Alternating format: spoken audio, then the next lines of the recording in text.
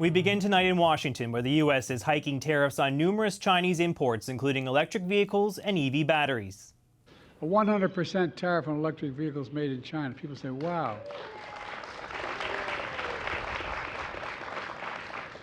Because we're not going to let China flood our market, making it impossible for American auto manufacturers to compete fairly. This comes on the same day that the location for the next part of Canada's electric vehicle supply chain is announced. The Japanese company Asahi Kasei will be investing $1.6 billion to build an EV battery separator plant in the southern Ontario city of Port Colborne.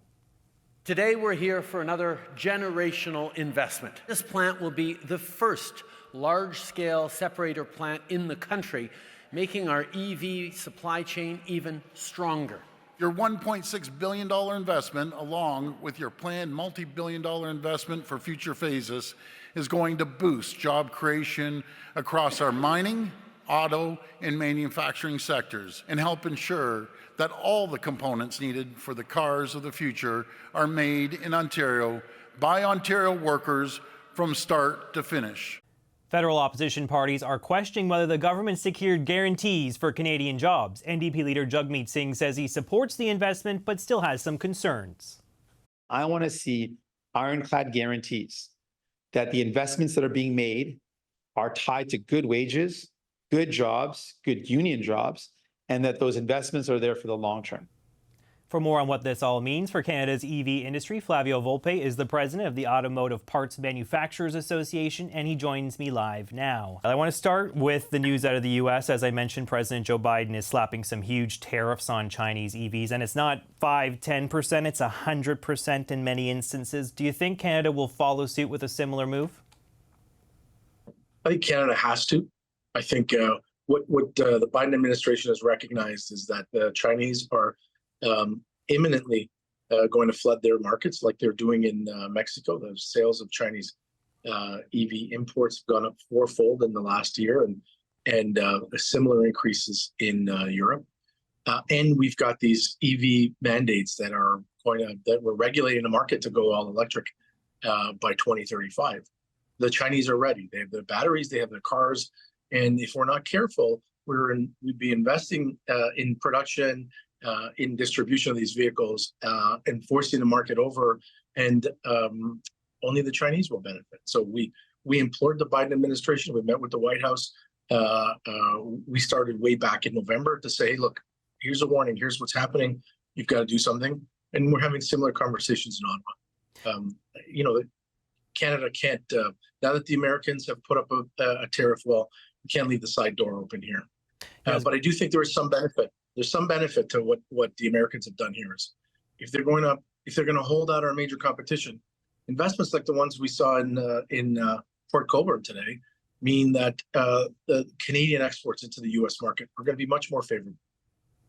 As you've told us many times, we spoke a lot during NAFTA. The North American auto market is so intertwined. Is it even viable for Canada to go a separate direction here? It seems like our hands are tied. We'll have to follow suit, won't we, in terms of the tariffs on these Chinese vehicles?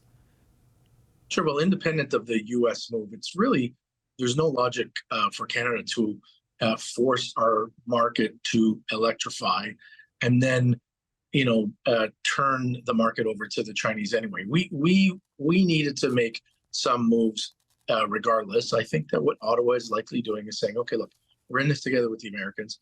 Let's see just how far Joe Biden will go before we go out and do something that needs to be adjusted. I think we're going to see very, very similar moves come out of Ottawa because we need to. I think we also are taking our time because we need to be strategic about what we think the Chinese response will be. We don't make cars in Canada or in the U.S. that get sold in China. China is not going to respond with a countering 100% tariff because it would be meaningless. But they do have control right now of the ready critical minerals that go into batteries, into these vehicles. And look for China to respond at some point with export controls like they did recently on graphite. They said, if you want our graphite, we control 90% of the world's market. You can't make a batteries positive terminal without graphite. You need permission from us. So this is Joe Biden in part responding to that. This is Joe Biden anticipating a China response, and I think Ottawa is going to align with the U.S. because that's where we make our cars for American consumers. I hear you about, and I've heard this elsewhere too, that there's a risk that the Chinese would just flood the North American market if there isn't these sort of tariffs in place. But we also heard from some climate activists today who were not all that thrilled with what Biden had announced because it will make these Chinese vehicles more expensive in North America. And they really say, we need a flood of these. We're not worried about the flood. We want a flood. We want to have a whole flood of inexpensive, cheap, well-made, high-quality Chinese EVs to come into North America to help with our climate goals, because a lot of the concern right now with EVs is that maybe they're too expensive, and this could be a solution to have cheap Chinese alternatives. What do you say to people who advance that argument? I mean, it's a luxury to be that naive to think that that's a good thing for Canada. I represent companies that employ hundreds of thousands of people that need a competitive playing field, that would laugh at the idea that the best thing we should do to address climate is to go and source vehicles from the world's worst polluter, who has integrated supply chains that don't have the environmental regulations that we have, that's centrally planned economies. They force consolidation in sectors that they want to go and affect the global balance of power, and they give them free capital, and that's a good thing. I think what this is going to do is going to shake out all these new stakeholder groups that we see that are like national stakeholder groups in EVs that really are just enthusiast clubs or climate clubs that have no skin in the game. I think if we're going to move our economy in Canada to electric vehicles, and I think they're doing the same thing in the US, you've got to do so in a way that transitions people who have very good paying jobs right now into people who have very good paying jobs. There is no strategic advantage. There is no reason why we should want Chinese goods. There is no Canadian content on those goods. And electric cars are connected autonomous cars, 400, 800 volt platform. Moving past the climate argument, we get into what the technology is. The Biden administration is looking into from a security point of view. What happens when all these cars are collecting all this geodata? In a market-driven economy like Canada, you sell those packets of information and you make some money. In a centrally planned economy like China that is in the business very publicly of state surveillance of its own citizens, what are we signing up for blindly by saying, "Oh, let them sell us their $15,000 cars"? Right. I mean, it's nice to be single-minded, but it's silly and naive. Speaking of Canadian content, let's dig into the announcement that was made today in Port Colborne. Really a transformational investment for Southern Niagara, perhaps a region of the province that needs an investment like this. Japanese company Asahi Kasei is investing about $1.6 billion there to stand up this battery components plant. We were hearing from some opposition leaders today who are a bit skeptical about this, Flavio. The NDP leader, Jagmeet Singh in particular, was worried that there weren't any announcements about the direct jobs that this announcement will create. There's a lot of money being sloshed around, but it wasn't all that clear about how many Canadians will actually get jobs out of this sort of thing. Do you think he has a point about that? That should we be worried that there wasn't an announcement about how many direct jobs will be created from this plant? Look, I think he brings up, and a lot of leaders, non-government leaders, who say, look, there's a concern. If we're going to use government funds, let's make sure that we get the complete public benefit. There have been other investments where we've had that debate where we've had some foreign workers come in that need to set up the equipment. That's warranted equipment that needs to be set up by the supplier.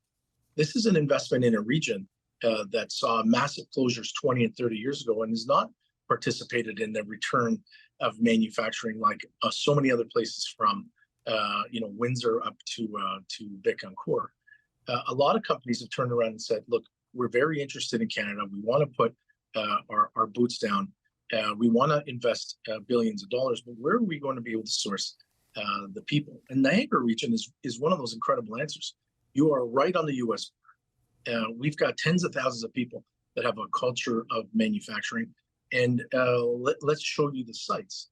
I think that what we'll hear from this company as we move forward, a plant of this size servicing a customer that size is upwards of 1,000 new jobs. in a place, Port Colborne, that has seen better days from an investment point of view, but is now part of this. It's a bookend at the end of a highway where an incredible Japanese company has invested $1.6 billion. In the old days, $1.6 billion would have been, I mean, that's the investment of a lifetime. Now we're on such a run, we kind of shrug. Yeah, it seems small compared to some of the other things we've heard recently. All right, let's leave it there. Thank you so much, Flavio Volpe, president of the Automotive Parts Manufacturers Association. Thanks so much for coming on and sharing your thoughts. Thanks for having me.